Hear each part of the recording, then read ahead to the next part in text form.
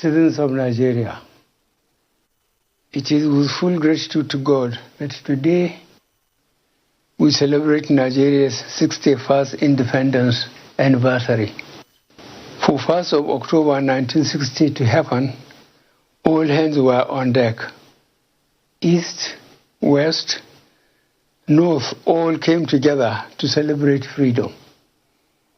Today should not only serve as a reminder of the day the British handed over the reins of power to Nigerians, but also unified Nigerians from all ethnic groups, religions, and regions. Today, despite the challenges we face, most Nigerians still maintain the spirit of 1st October. That positive outlook and determination to make Nigeria a peaceful and prosperous nation. It is due to this collective attitude that Nigeria definitely continues to remain a united and indivisible nation. Fellow Nigerians, the first 18 months have been some of the most difficult periods in the history of Nigeria. Since the Civil War, I doubt whether we have seen a period of more heightened challenges than what we have witnessed in this period. Our original priorities for 2020 were to continue stabilizing our economy following the deep recession while restoring peace in areas confronted with security challenges.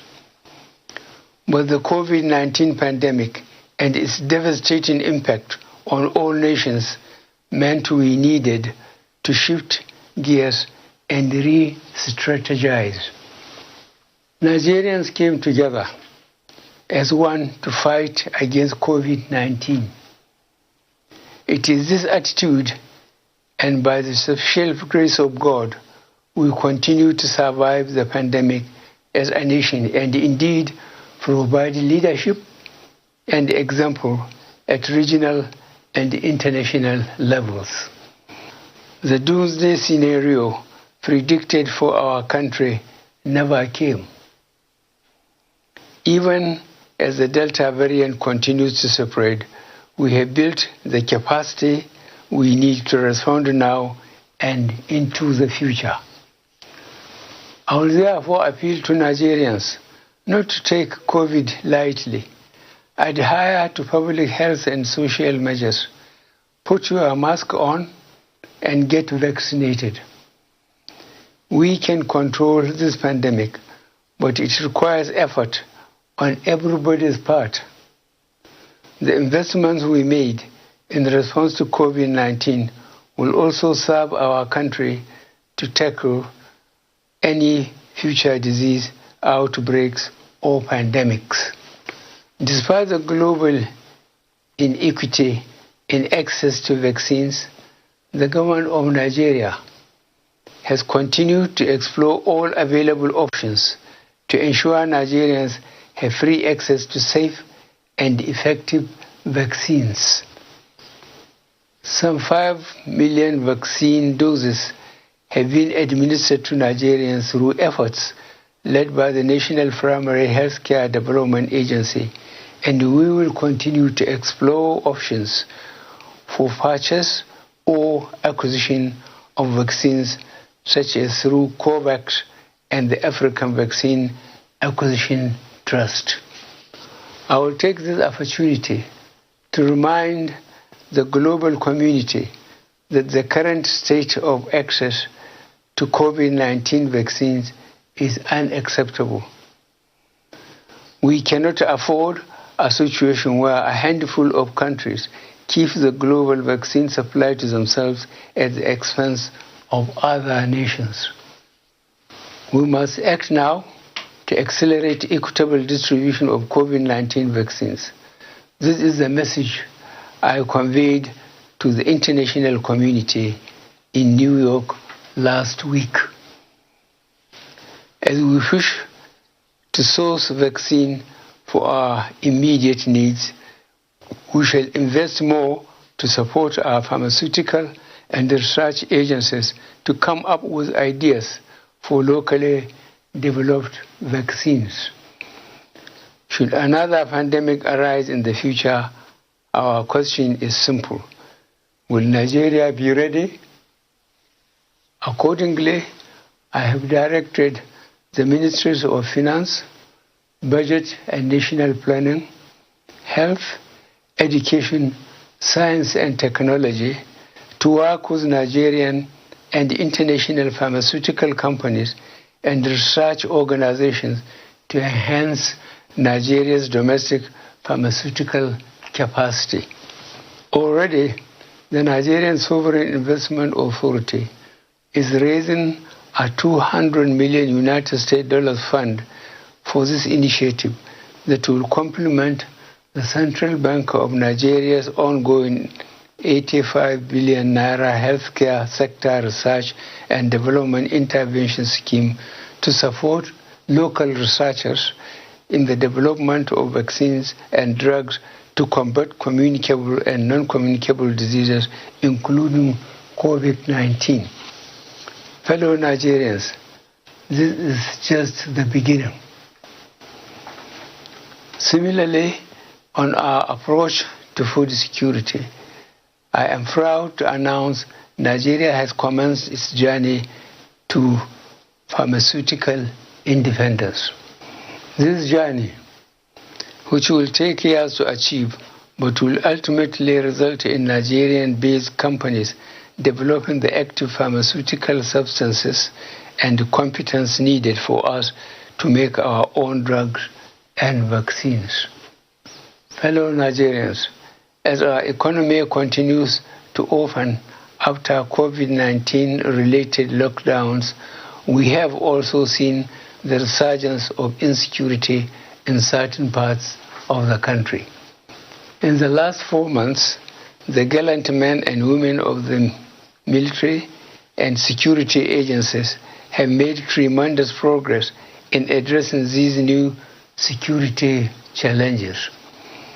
We are taking the fight to our enemies from all angles, and we are winning.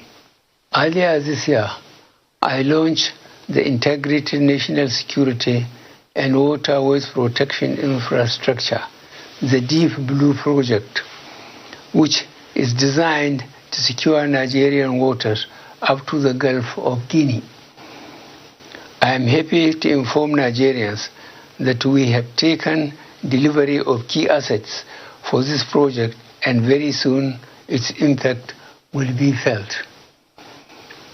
In the northeast region alone, over 8,000 Boko Haram terrorists have surrendered. To support our surge approach to fighting banditry, the Nigerian Armed Forces have recruited over 17,000 personnel across all ranks. Furthermore, I have also approved for the Nigerian Police Force to recruit 10,000 police officers annually over the next 6 years. I am also pleased to note that most of the Air Force platforms we acquired over the past 3 years have started to arrive in Nigeria. These will positively impact on security operation in all parts of the country. In line with Section 14, subsection 2B of the 1999 Constitution as amended, the security and welfare of Nigerians continue to be the prime focus on which programs and projects of our government revolves.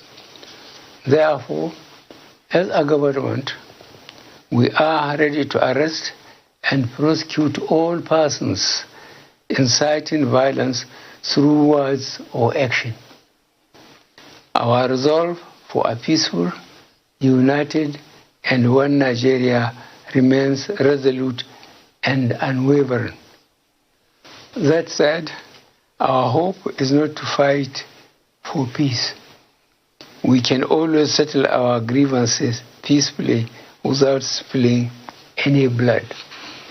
I will therefore take this opportunity on this special day that symbolizes the unity and oneness of our great nation to ask all Nigerians to embrace peace and dialogue, whatever your grievances.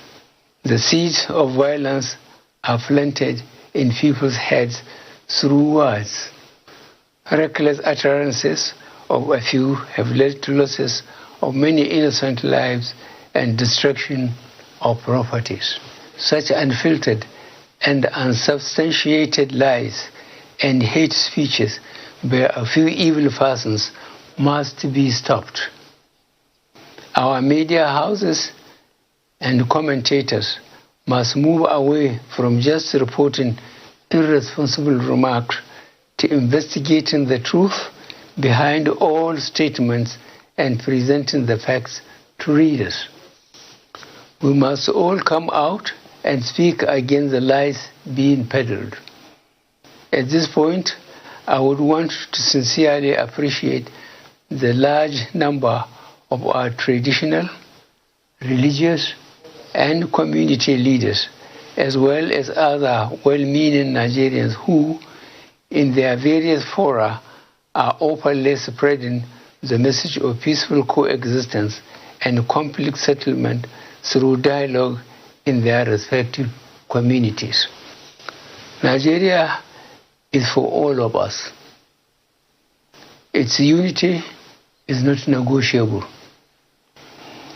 and its ultimate success can only be achieved if we all come together with a common goal of having peace and prosperity for our nation. We shall continue to work on dialogue-based solutions to address legitimate grievances, but we remain ready to take decisive actions against secessionist agitators and their sponsors who threaten our national security. The recent arrests of Nnamdi Kanu and Sunday Adeyemo and the ongoing investigations being conducted have revealed certain high-profile financiers behind these individuals. We are vigorously pursuing these financiers, including one identified as a serving member of the National Assembly. Fellow Nigerians, this is a clear example of how people abandon their national leadership positions for their selfish gains. Instead of preaching unity, they are funding and misleading our youth to conduct criminal acts that sometimes lead to unfortunate and unnecessary loss of lives and property. As the so-called leaders run abroad to hide, our innocent youth are misled and left in the streets to fight for their senseless and destructive causes. Government will continue with greater level of people's participation and in collaboration with our international partners to improve the security architecture, reduce enabling environment for criminality to thrive, and eliminate opportunities for terrorism financing. Fellow Nigerians, our unrelenting effort at resolving an almost 2 decades toll on the management of our petroleum resources and ensuring equitable consideration to our host communities has resulted in the enactment of the Petroleum Industry Act 2021. This act not only overhauls the institutional, regulatory, and fiscal framework of the petroleum industry, but also reduces the previous opacity associated with this sector. This is the first step to the reform, as the process is a continuous one. Already, to further improve the governance framework, I have sought for an amendment of Section 11, subsection 2b, and Section 34, subsection 2b. We also continue to review and amend as appropriate. At this juncture, it is very appropriate that I salute the leadership and members of the Ninth Assembly for their patriotism, dedication to duty, candor, and most importantly, the dispatch with which they have enacted legacy legislations for this nation. I do not take such level of cooperation for granted and hope it continues for the overall efficiency of the federal machinery. Nigeria's roadmap on local refining is on track with the commissioning of a modular refinery in Imo State. A second is scheduled for commissioning by the end of this year in Edo State, and the third one in Bayelsa State by 2022. In addition to the modular projects, we also have the two mega refinery projects coming up in Lagos and Akwa Ibom State. As these refineries are commissioned, more employment opportunities are created, and there would be increased petroleum products available for local consumption, which will significantly reduce our reliance on importation. In further demonstrating our plan to reduce our dependence on oil and tapping from our enormous gas resources, this administration remains committed to the Decade of Gas initiative, which is aimed at bringing to focus the utilization of our huge gas resources. Already, we are supporting and promoting various gas-based projects, including NLNG Train 7 and the mega urea and ammonia projects in the South-South region. As we continue to optimize and enhance our oil and gas sector, I am also proud and delighted to state that our economic diversification strategy remains on course with the persistent increase in non-oil sector contribution to GDP. We recovered from economic recession in Q4 of 2020 with a GDP growth rate of 0.11% and grew by 0.51% and 5.01% in real terms in the first and second quarters of 2021. The agricultural sector remains key to our economic diversification efforts, as the sector has been a consistent driver of the non-oil sector, contributing 22.35% and 23.78% to the overall GDP in the first and second quarter of 2021. We have seen significant private sector investment in almost all areas of the agricultural value chain, and these have continued even during the COVID-19 pandemic. Unfortunately, as our food production capacity has increased, food prices have been going up due to artificial shortages created by middlemen who have been buying and holding these essential commodities for profiteering. To address this, I am hereby directing the Ministry of Agriculture and Rural Development to rehabilitate the National Food Reserve Agency and also work with security agencies, the Nigerian Commodity Exchange, and the National Assembly to find a lasting solution to these disruptive and unpatriotic hoarding activities. To further enhance food production, we have completed several new dams and are in the process of rehabilitating several river basin development authorities to enhance groundwater supply for rain-fed agriculture as well as surface water for irrigation agriculture. The water projects we completed between 2015 to 2020 have improved Nigeria's access to potable water to 71% between 2015 and 2020. This means 12.5 million additional Nigerians now have direct access to potable water. Fellow Nigerians, this government remains concerned by the significant transportation infrastructure deficit we have. Addressing the challenges our commuters and lorry drivers face on the motorways is still a high priority to us. To complement our budgetary allocations, the Presidential Infrastructure Development Fund and the Road Infrastructure Development and Refurbishment Investment Tax Credit Scheme, we recently established a 15 trillion naira infrastructural corporation of Nigeria Limited, which is expected to begin operation by the fourth quarter of this year. Infraco will also focus on leveraging resources on a public-private sector basis for infrastructural development in Nigeria.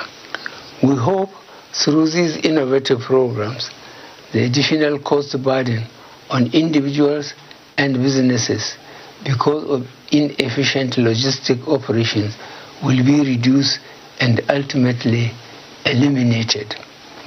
We currently have over 13,000 kilometers of roads and bridges under construction all over the country, of which a fair percentage have been completed. As we fix our roads, we also continue to extend and upgrade Nigeria's railway network with the notable opening of the Warri to Itape standard gauge rail line. To increase capacity, we have introduced more locomotives, coaches, and wagons, including the establishment of our wagon assembly in Kajola, Ogun State. The seaports, however, still remain problematic. The effect of our various interventions to reduce the gridlock and inefficiencies have been slower than expected. However, the implementation of the electronic call-up system, as well as the conversion of the Lily Pond container terminal to a vehicle transit area will further enhance the ease of cargo evacuation. Our prioritization of developing Nigeria's digital economy has positively impacted the contribution of the ICT sector to our GDP. We hope our present efforts to ensure all Nigerians use a national identification number, as well as our planned rollout of the fifth generation network technology, will ensure we stay in line with the global innovation curve as a nation. As we embrace the digital economy in Nigeria, we are fully aware of the prospects and the perils. Our policies have been developed to enable Nigerians to take advantage of the prospects and avoid the perils of digital technologies. Social media is a very useful platform that has enabled millions of Nigerians to connect with loved ones, promote their businesses, socialize, and access news and other information. However, recent events have shown that the platform is not just an innocuous platform for information dissemination. Rather, some users have misused the platform to organize, coordinate, and execute criminal activities, propagate fake news, and promote ethnic and religious sentiments. To address these negative trends, the federal government of Nigeria suspended the operation of Twitter in Nigeria on June 5, 2021, to allow the government to put measures in place to address these challenges. Following the suspension of Twitter operations, Twitter Incorporated reached out to the federal government of Nigeria to resolve the impasse. Subsequently, I constituted a presidential committee to engage Twitter to explore the possibility of resolving the issue.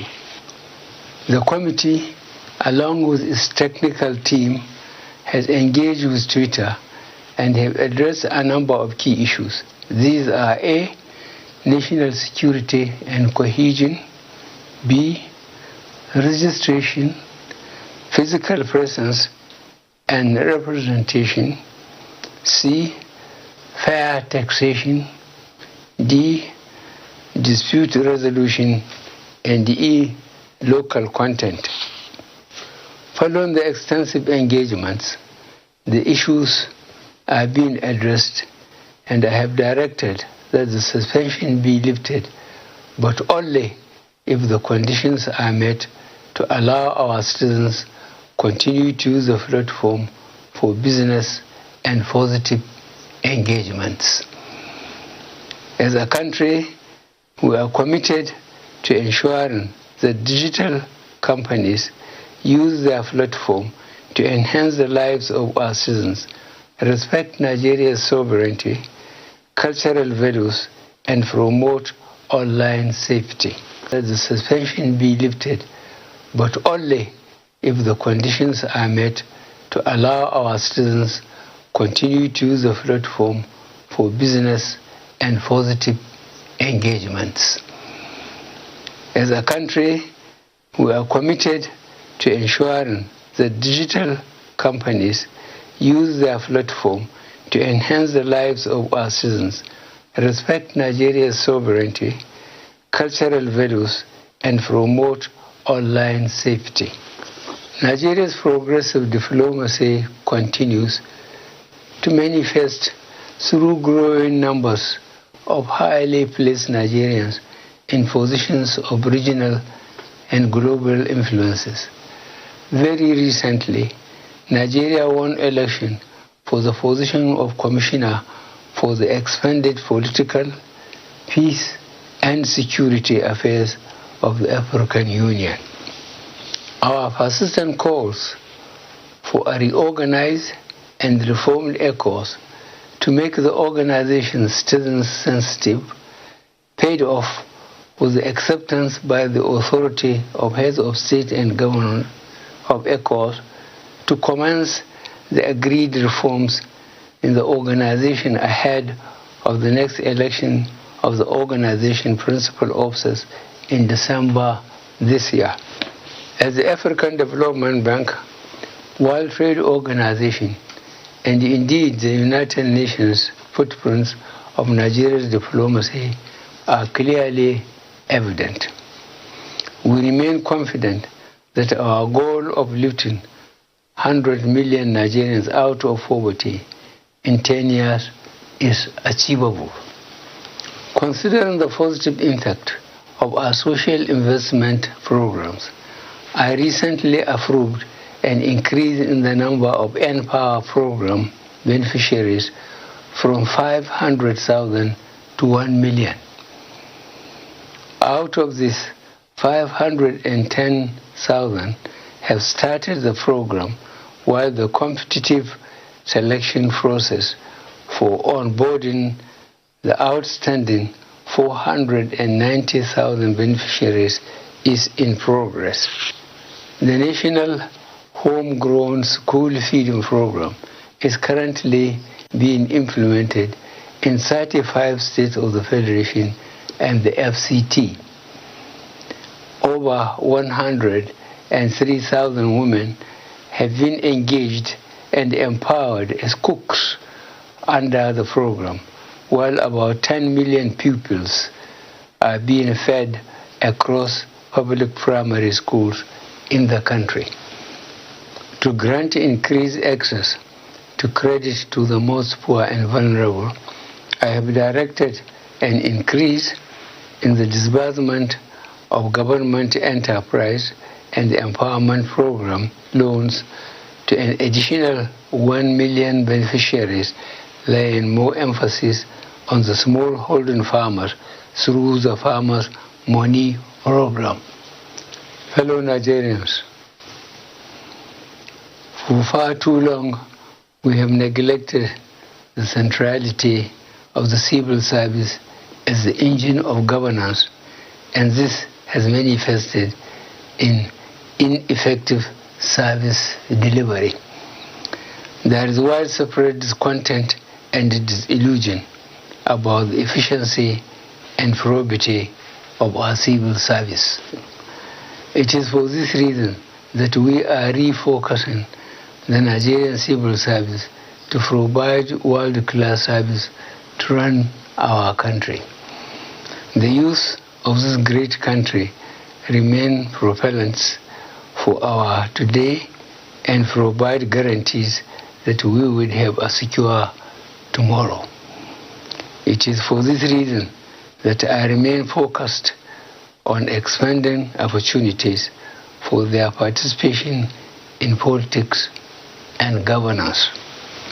Recent appointments of young people into positions of authority and their track record so far gives me confidence that we need to bring more of them into governance, and this I promise to do. More specifically, to encourage girl-child education, female scholarship schemes, life skills, and digital literacy skills to boost girls' enrollment, retention, and completion of schooling are all initiatives put in place to ensure gender balance in appropriately positioning our youth for positions of leadership. The commitment of this administration to the well-being of people living with disabilities remain unwavering. Government recognizes their contributions to development, and I have, in this regard, directed all relevant government agencies pay special attention to the peculiarities of different abilities in the implementation of policies and programs. Rape and gender-based violence remains a sore point in our nation, as in many countries worldwide, and this was worsened during and after the outbreak of the COVID-19 pandemic. We are currently engaging heads of courts to establish specialized courts for the speedy and seamless trial of rape gender-based offenses, especially to ensure that justice is done for child victims of sexual violence. On the other hand, work has advanced in the reformation, reintegration, and reunification of minors involved in one crime or the other. The reformation in our correctional services has manifested in an increase in modernized custodial centers and a transformation from strictly punitive to attitudinal changes so that criminals do not relapse into their previous lifestyles. As we begin to celebrate our 61 years as a nation, we need to be conscious that Nigeria does not start and end with the federal government. This country is a great collective where government at all arms and levels, as well as the private sector, and more importantly, individuals, have a role to play. In particular, security is a bottom-to-top undertaking. Joining hands and hearts together would enable us to secure ourselves and our country. I fully understand the anxiety of many Nigerians on the inability of this country to grow beyond a never-ending potential for becoming a great nation to an actually great one. A lot has been achieved in the last 6 years on many fronts: in infrastructure, social care, governance, Nigeria's image and influence in Africa and the international community. But critics misdiagnose incremental progress as stagnation. Since coming to power, this administration has tackled our problems head-on in spite of the meager resources. No government since 1999 has done what we have done in 6 years to put Nigeria back on track.